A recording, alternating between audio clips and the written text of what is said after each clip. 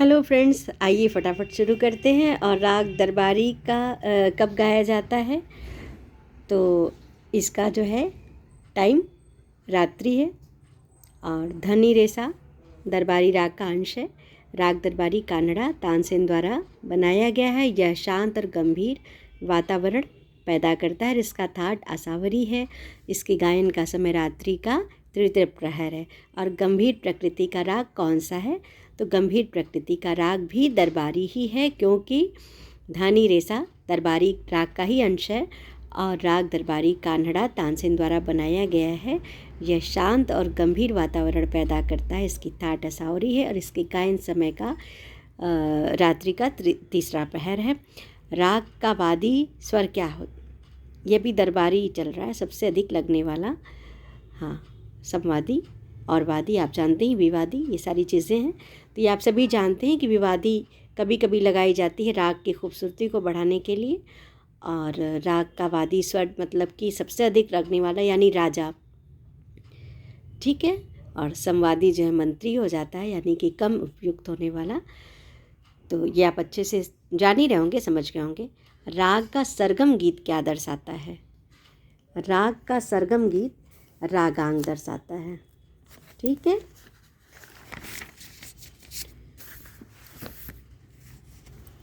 अब आइए अगले सवाल पे आते हैं। हाँ, ये रागांगों के वर्गीकरण की एक पद्धति है।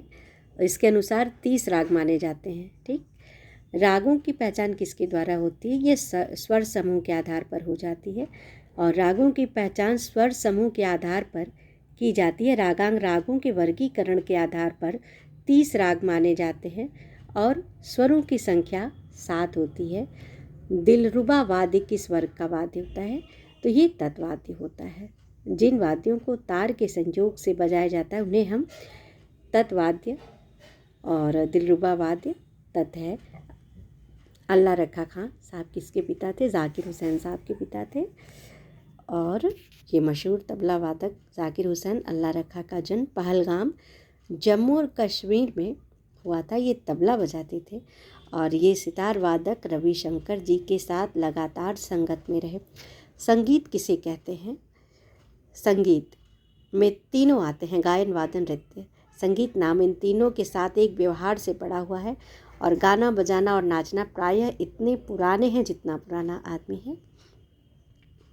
सप्तक में कितने स्वर होते हैं? 7 स्वर होते हैं। सारे गामा पध निसा। भातखंडे स्वर लिपि में शुद्ध स्वर की क्या पहचान होती है? तो इसकी कोई रेखा नहीं होती है। भातखंडे स्वर लिपि में शुद्ध स्वर की पहचान, कोई रेखा नहीं, कुछ भी नहीं, सिंपली लिखा होता है। भातखंडे ने स्वर लिपि पद्धति का निर्माण किया और यह पद्धति आसान और सभी इससे बड़ी सुगमता से प्रयोग में ला सकते हैं। आप लोगों को अच्छा लगे तो ज़रूर लाइक कमेंट कीजिए प्लीज़, क्योंकि मैंने देखा है कि मेरा कम से कम 300, 200, 250, 150, 150 ऐसे लोग देखते हैं, लेकिन कोई लाइक कमेंट नहीं करता है। बहुत अर्जेंट भी नहीं है, आप पढ़ाई कीजिए।